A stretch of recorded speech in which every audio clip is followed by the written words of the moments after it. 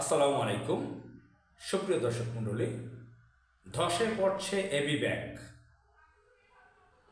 এটা আমার কথা নয়, আমি হয়তো একটা শিরোনামের অংশ বিশেষ বলেছি। দৈনিক আমার দেশ পত্রিকার ব্যাক পেজে একটি নিউজ হয়েছে সম্প্রতি, আমি আপনাদেরকে পড়ে শোনাচ্ছি। শীর্ষ 20 খেলাপিতে ধসে পড়ছে এবি ব্যাংক। এটা দৈনিক আমার দেশের ব্যাক পেজে বৃহস্পতিবার 4 ডিসেম্বর 2025, 19 অগ্রহায়ণ 1432, ব্যাক পেজে 16 নম্বর পেজে। রোহান রাজীব নামের একজন সাংবাদিক, তিনি এই রিপোর্টটি করেছেন, তার নাম এখানে উল্লেখ রয়েছে।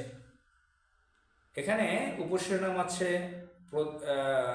প্রভিশন ঘাটতি 1490, মূলধন ঘাটতি 7092, খেলাপি ঋণ 30,138, শীর্ষ খেলাপির কাছে পাওনা 14,762। প্রতিষ্ঠান, কোন কোন প্রতিষ্ঠান টাকা নিয়েছে? বিল্ড ট্রেড ফয়েলস 1,393 কোটি টাকা, ওরিয়ন ওয়েল অ্যান্ড শিপিং 1213 কোটি টাকা, মাহিন এন্টারপ্রাইজ 1,189 কোটি টাকা, অ্যালয় কোর্ট 1,163 কোটি টাকা, বেক্সিমকো এলপিজি 1,002 কোটি টাকা। এই হচ্ছে তাদের সাব এডিটোরিয়াল উপশিরোনাম। আর এখানে যে নিউজটা করেছে আমি পড়ে শোনাচ্ছি। দেশের শীর্ষ 20 খেলাপির কাছে আটকে থাকা বিপুল ঋণের চাপে ধসের মুখে পড়েছে এবি ব্যাংক। একসময় গ্রাহক সেবায় সুনাম কুড়ানো প্রথম প্রজন্মের ব্যাংকটি এখন গভীর আর্থিক সংকটে। ব্যাংকটির খেলাপি ঋণ বেড়ে দাঁড়িয়েছে 30,000 কোটি টাকার বেশি, যা মোট ঋণের 84%। মোট খেলাপি ঋণের প্রায় অর্ধেকই আটকে আছে বড় গ্রহীতাদের কাছে। এসব অনাদায়ী অর্থই ব্যাংকের মূলধন। প্রভিশন ও তারল্য সংকটকে চরমে ঠেলে দিয়েছে। এমন পরিস্থিতিতে কার্যক্রম স্বাভাবিক রাখতে জরুরি তারল্য সহায়তা দিয়েছে বাংলাদেশ ব্যাংক। ব্যাংকের প্রতিবেদন অনুযায়ী চলতি বছরের সেপ্টেম্বর শেষে এবি ব্যাংকের মোট বিতরণ করা ঋণ ছিল 35,982 কোটি টাকা। এর মধ্যে 30,138 কোটি টাকা খেলাপি ঋণ। 2024 সালের সেপ্টেম্বর পর্যন্ত ব্যাংকটির খেলাপি ঋণ ছিল 10,115 কোটি টাকা, যা ওই সময়ের মোট বিতরণ করা ঋণের 31.18%। 2023 সালের সেপ্টেম্বর শেষে খেলাপি ঋণ ছিল 5,940 কোটি বা 18.32%। 2022 সালের একই সময়ে ছিল 4,299 কোটি টাকা বা 14.11%। ব্যাংকটির কর্মকর্তারা বলছেন, আগে যেসব ঋণ খেলাপি হওয়ার যোগ্য ছিল তখন তা করা হয়নি। সেপ্টেম্বর প্রান্তিকে গোপন 20,000 কোটি টাকার ঋণ খেলাপি করা হয়। এতেই খেলাপি ঋণের হার অস্বাভাবিক বেড়ে গেছে। মূলত ব্যাংকের অবস্থা খারাপ হলেও ভালো দেখানোর জন্য এমনটি করা হয়েছিল। খেলাপি ঋণ আদায় না হওয়ায় অন্যান্য সূচকে অবনতি হয়েছে। এবি ব্যাংকের বিরুদ্ধে খেলাপি ঋণ গোপন করার তথ্য বাংলাদেশ ব্যাংকের বিভিন্ন পরিদর্শনে উঠে এসেছে। কেন্দ্রীয় ব্যাংকের এক প্রতিবেদনে বলা হয়েছে, এবি ব্যাংক খেলাপিযোগ্য প্রতিষ্ঠানে ঋণ খেলাপি না করে নিয়মিত দেখাচ্ছে।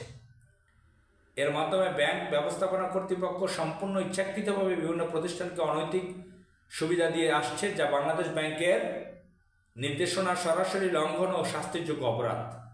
খেলাপি ঋণ বৃদ্ধির ফলে নিরাপত্তা সঞ্চিতি বা প্রভিশন ঘাটতিতে পড়েছে ব্যাংকটি। অনেক বড় রিপোর্ট, আপনারা সুযোগ থাকলে পড়ে নেবেন দৈনিক আমার দেশ পত্রিকায়। আমি আজকে 7 তারিখ কথা বলছি, তো গত বৃহস্পতিবার এটা 4 ডিসেম্বর, আপনারা পড়ে নেবেন। তো এই হচ্ছে এই ব্যাংকটির 1982 সালে এই ব্যাংকটির জন্ম, যতটুকু জানি। বাংলাদেশে এটাই প্রথম প্রাইভেট ব্যাংক আমার জানা মতে। সেকেন্ড হচ্ছে ইসলামী ব্যাংক 1983 সালে।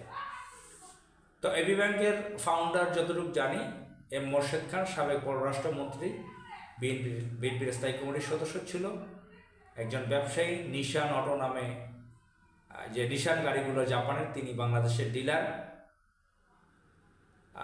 প্যাসিফিক মোটরস নামে তার একটা প্রতিষ্ঠান আছে, যেটার এখন নাম মিলেনিয়াম। এবং এই যে সিটিসেল যে মোবাইল ফোন কোম্পানি, এটাও তাদের ছিল। একে খান নামে যে 22 পরিবারের একটি পরিবার, বড় ব্যবসায়ী গ্রুপ, পাকিস্তান আমলে 22 পরিবার নামে পরিচিত বিশিষ্ট 22টি পরিবার ছিল, যে ব্যবসায়ী পরিবার পূর্ব পাকিস্তানে, আমাদের এই বাংলাদেশ অঞ্চলে। এর মধ্যে একে খানের একটা পরিবার ছিল। একে খান হচ্ছে আমার জানা মতে মোর্শেদ খানের শ্বশুর। মোর্শেদ খানের ছেলে ফয়সাল অনেক ব্যবসা বাণিজ্য দেখেন আমার জানা মতে। তার বিভিন্ন গল্প আমরা শুনি তার কর্মচারীদের কাছে, কিভাবে মদ মাস্তি এগুলো নিয়ে থাকতেন, বিদেশে কর্মচারী নিয়ে ঘুরতেন। তো এগুলো অনেক ঘটনা আছে। আমরা জানি যে এই মোর্শেদ খান, তার ব্যয় হচ্ছে সালমান এফ রহমান, দরবেশ হিসেবে পরিচিত। সালমান এফ রহমান, এই যে দেখেন বেক্সিমকো এলপিজি 1002 কোটি টাকা নিছে, তো সালমান এফ রহমানের প্রতিষ্ঠান দরবেশ বেআইয়ের। সালমান এফ রহমান হচ্ছে তার বেআই। সালমান এফ রহমান কি আওয়ামী লীগের, ভারতের দালাল, পাকিস্তানি পরিবারের লোক। সে হচ্ছে মোর্শেদ খানের বেআই। যতটুকু জানি সালমান এফ রহমানের ছেলে বিয়ে করেছে মোর্শেদ খানের মেয়ে। মোর্শেদ খানের বড় ভাই সোহেল এফ রহমান। সোহেল এফ রহমান এবং মোর্শেদ খান এরা চার্টার্ড বিমানে একসাথে ইংল্যান্ডে চিকিৎসায় গিয়েছিল করোনাকালে। তো তাদের বিভিন্ন অপকর্ম সম্পর্কে আমরা জানি যে তারা পাশ্চাত্য জীবনযাপন, পাশ্চাত্য কালচারে অভ্যস্ত, মদ নারী বিভিন্ন কিছুতে তারা আসক্ত আছে। হাজার হাজার কোটি টাকা তারা ব্যবসার নামে ডাকাতি করে। তিনি জাপানে উচ্চশিক্ষা গ্রহণ করেছেন এই মোর্শেদ খান। ব্যবসা বাণিজ্য করা দোষের না, কিন্তু তিনি লুটপাট করেছেন রাষ্ট্রকে ব্যবহার করে, অলিগার্ক। তো সেই আলোচনায় যাচ্ছি না, সেদিকে যাচ্ছি না। আমি ছোট একটু কথা বলছি যে এই ব্যাংকগুলোতে যে এই 84% এখন খেলাপি ঋণ, সাংঘাতিক কথা। কত হাজার কোটি টাকা, 30,000 কোটি টাকার বেশি, 35,000 কোটি টাকা প্রায়, এখানে কত হাজার কোটি টাকা। ব্যাংকটির খেলাপি ঋণ বেড়ে দাঁড়িয়েছে 30,000 কোটি টাকার বেশি, যা মোট ঋণের 84%। তো এই টাকাগুলো যে ঋণ নিল, সে সময়ে ব্যাংকটির কর্মকর্তারা কোথায় ছিলেন? সেই কর্মকর্তারা কি 5 আগস্টের পরে সব পালিয়ে গেছে? যদি পালিয়ে না যায় তাহলে তাদেরকে চাকরিচ্যুত করা হয়েছে। যদি চাকরিচ্যুত করা হয়, তাদেরকে কেন সেই টাকার হিসাব নেওয়া হলো না? কিভাবে দেওয়া হলো ব্যাংক থেকে ঋণ? যদি এখনও চাকরিতে টিকে থাকে, কীভাবে তারা ব্যাংক ঋণ দিতে পারল?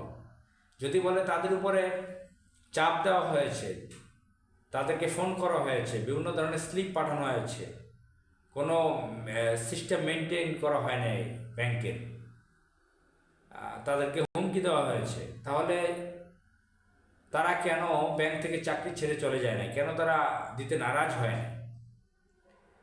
এক্ষেত্রে বলতে পারেন আপনারা প্রশ্ন, তাহলে ভয়ে মেরে ফেলবে। তাহলে সিকিউরিটি গার্ড যারা আছে, বন্দুক নিয়ে পাহারা দেয় ব্যাংকগুলোতে, তারা কেন দাঁড়িয়ে আছে? যদি ডাকাতি করে নিয়ে যায় টাকা, তারা তো সে বন্দুক নিচ্ছে ব্যবহারের জন্য, গুলি করবে। টাকার ভর থাকে, বস্তায় বস্তায় টাকা থেকে ট্রাঙ্কে ট্রাঙ্কে টাকা ঢুকে, যখন সন্ত্রাসীরা নিবে, ছিনতাইকারীরা, তখন তাদেরকে গুলি করবে।